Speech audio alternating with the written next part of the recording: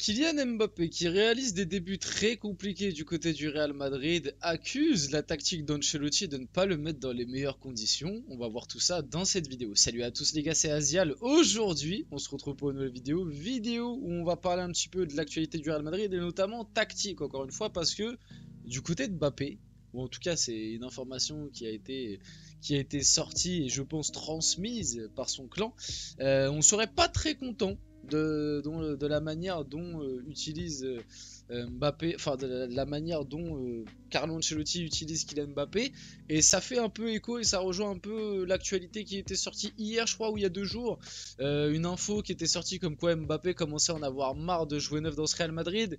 Autant vous dire qu'avec le triplé de Vinicius aujourd'hui, puisque je tourne cette vidéo juste après avoir tourné le débrief et du coup le match du Real, autant vous dire qu'avec le triplé qu'a mis Vinicius aujourd'hui, je pense que Mbappé, en plus il a eu une réaction où il est rentré dans les vestiaires furieux.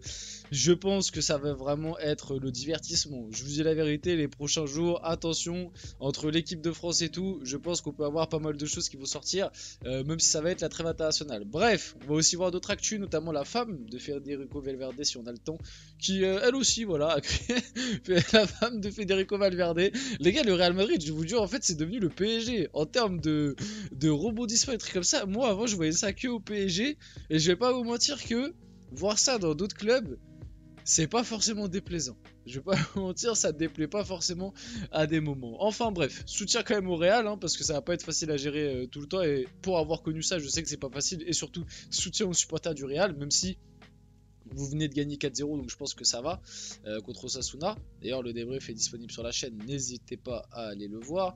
On va y aller directement. Avant que la vidéo commence, n'hésitez pas à liker, commenter, partager et vous abonner. Ça fait toujours plaisir et ça aide pour le développement de la chaîne. Et nous, on va pouvoir y aller dès maintenant. Bon, Kylian Mbappé a avoué à ses proches qu'il n'aimait pas la façon dont joue le Real Madrid. Le Français n'est pas heureux dans le système tactique du Real Madrid et le football prôné par Carlo Ancelotti. Il était habitué à un jeu autour de lui au PSG, ce qui n'est pas le cas en Espagne.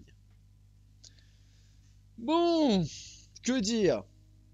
Honnêtement, avec lui, je sais même plus quoi dire, quoi. C'est-à-dire que il y a toujours des problèmes. C'est pas compliqué avec ce mec, il y a toujours des problèmes. Tu peux pas avoir rien que, je pense, un mois sans qu'il y ait des problèmes avec Kylian Mbappé. En fait, c'est quelque chose qui n'est pas possible. Tu t'attendais à quoi? En fait, tu t'attendais à quoi? En plus, il y a pas longtemps, dans une vidéo, je vous ai mis une déclat de lui qui a dit que ouais, quand je suis arrivé du côté de Madrid, bah c'était dans la vidéo, il en a marre de jouer numéro 9. Et, il a déclaré en arrivant au Real Madrid, ouais, j'ai analysé le jeu du Real, je suis prêt à venir ici faire des bons matchs, pas juste marquer des buts, mais t'as analysé le jeu du Real, mais donc tu savais comment ça allait jouer. Le Real, genre, moi, je comprends plus rien. Moi, je vous dis la vérité, je ne comprends plus rien. Là, pour moi, c'est juste... Bah après, on s'en doute, hein, merci Einstein, mais là, c'est juste, encore une fois, se chercher des excuses parce que tu pues la merde. Voilà. Au bout d'un moment, il commence à me faire serrer, il faut parler français. Mbappé, ton début de saison, par rapport aux joueurs que tu es censé être et par rapport au salaire que tu as, tu pues la merde. Et tu cherches encore des excuses. Il n'y a jamais de remise en question avec ce mec. Jamais il se dit, allez, je vais bosser. Allez, ce match-là, je vais essayer de faire plus d'efforts. Allez, je me donne pour l'équipe. Non, toujours pour sa gueule. Toujours pour sa gueule. Toujours des problèmes. Quand c'est pas lui la star, il y a des problèmes. Regardez là, Vinicius a mis triplé. Le mec, il s'est barré direct au vestiaire. Il faisait la gueule. Allez voir. Parce que certains vont me dire, oui mais c'est rien, c'est normal, c'est un joueur de foot, il a de l'ego. Hein, c'était pareil quand il y a quelques temps, on disait, ouais, sur Real Madrid, il y a quand même des problèmes. Bellingham, il sort, il fait des grands gestes d'énervement, il tape dans les bouteilles, et les supporters du Real, ils étaient là. Mais arrêtez de créer des dramas, c'est quelque chose de normal quand t'es footballeur. Non, non, ça montre de la frustration. Et regardez l'attitude qu'a eu Mbappé au moment du triplé de Vinicius.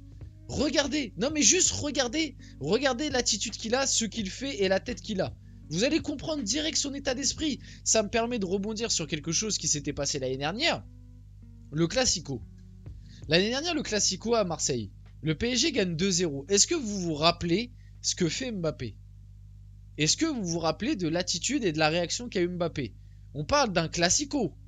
Un Classico que tu as remporté à 10 contre 11 au Vélodrome. Du coup, dans un contexte très particulier. Et malgré tout, tu as réussi à le remporter à 10 contre 11. Rappelez-vous ce qu'a fait Mbappé.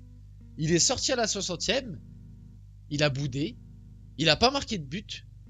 Il a mis le soir même une story Instagram avec une photo de dos, sans légende, un filtre en noir et blanc. L'air de dire, ouais, je suis en dépression, ouais, je suis pas respecté, ouais, vous avez vu ce qu'ils me font. Tu vois, pour dire ça. Le soir d'une victoire classico 2-0 à Marseille à 10 contre 11. Et en fait, c'est juste, pour moi, ça résume juste ce qu'est Mbappé. Vous voyez là le match face à Osasuna, là, le 4-0. Vinicius met triplé. Mais en fait, le problème, c'est pas que Vinicius mette un triplé. Le problème, c'est que Vinicius mette un triplé, que Bellingham marque et que lui n'ait rien fait. Il est là le problème. C'est pour ça que vous l'avez vu en fin de match. Ancelotti l'a laissé parce qu'il savait très bien que Ancelotti savait très bien que si à ce moment-là il sortait Mbappé alors que Vinicius avait triplé et que Bellingham avait marqué, bizarrement en plus c'est les deux qui sortent, il savait très bien qu'il allait bouder. Il savait très bien que ça allait créer un truc où il allait bouder. Ce qui fait qu'il reste sur les 15 dernières minutes, qu'il force son jeu, qu'il essaye absolument d'aller chercher son but, quitte à des fois essayer d'aller chercher des pénaltys ridicules. Et ça donne quoi au final? Ça donne juste qu'il est énervé, il est frustré, le match se termine, il se barre au vestiaire, il remercie pas les supporters, il va pas avec ses coéquipiers fêter la victoire, tac, je me barre au vestiaire, je fais le mec qui boude, je fais le mec énervé, parce qu'à côté de lui, il y a un mec qui a brillé plus que lui. Et c'est ça le problème de Mbappé, c'est qu'il aime pas, parce qu'en fait, le truc de il était habitué à un jeu autour de lui au PSG qui n'est pas le cas en Espagne, c'est, bon, il y a une partie de vrai, mais en soi c'est faux. C'est faux. C'est pas ça qui le dérange. Ce qui le dérange, c'est pas de ne pas avoir le jeu qui tourne autour de lui, c'est pas vrai. Ce qui le dérange, c'est de ne pas être le numéro 1 et de ne pas avoir la lumière à lui tout seul. C'est ça qui le dérange. C'est pour ça qu'il voulait absolument que Messi et Neymar se barrent du PSG. C'est pas parce que c'était des joueurs qui lui empêchaient que ça. Enfin, c'est pas parce que le PSG tournait pas autour de lui. C'est parce que il voulait être la seule et unique lumière. Comme là au Real Madrid, il est arrivé, il s'est dit je vais prendre la lumière et devenir la seule et unique lumière du Real. Sauf que ça se passe pas comme prévu parce que t'es pas bon, qu'à côté Vinicius est très bon et que ça c'est grand respect au Real Madrid. Le Real Madrid lui a quand même fait passer beaucoup de choses, lui a laissé beaucoup de choses, mais ne lui a pas non plus tout laissé. La preuve, Vinicius, c'est à gauche et il bouge pas. Toi, t'es en pointe, t'as été recruté pour jouer neuf. Si t'es pas content, tu vas aller sur le banc un jour. Si vraiment tu bouges, Benzema l'a dit, Thierry Henry l'a dit, c'est ce qu'on nous fait comprendre du côté du Real. Le côté gauche, il est pour Vinicius, tu n'y toucheras pas. Donc, à la limite, tu iras à droite ou tu restes en pointe, mais tu ne bougeras pas. Tu ne bougeras pas Vinicius de son côté gauche. Donc, à toi de te débrouiller.